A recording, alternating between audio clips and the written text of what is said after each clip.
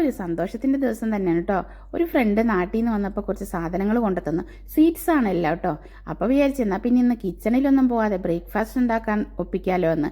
എന്നാൽ പിന്നെ ഇതൊക്കെ കൊണ്ടങ്ങ് അഡ്ജസ്റ്റ് ചെയ്യാമെന്ന് വിചാരിച്ചു. അപ്പോൾ അതാ പുതിയ കഴിച്ച് നോക്കിയപ്പം ഇഷ്ടപ്പെട്ടൊരു സാധനം കിട്ടി.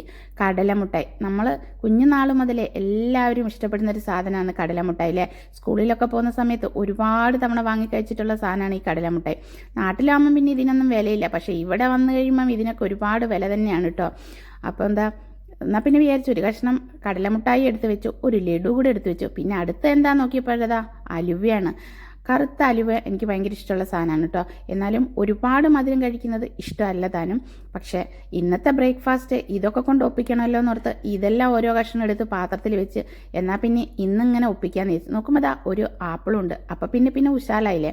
എന്നാൽ പിന്നെ ഇന്ന് കിച്ചണിലൊന്നും പോവാതെ ഇതുകൊണ്ട് ഒപ്പിക്കാം. അപ്പോൾ പുതിയ വീഡിയോ കാണുമ്പോഴേക്കും ബൈ.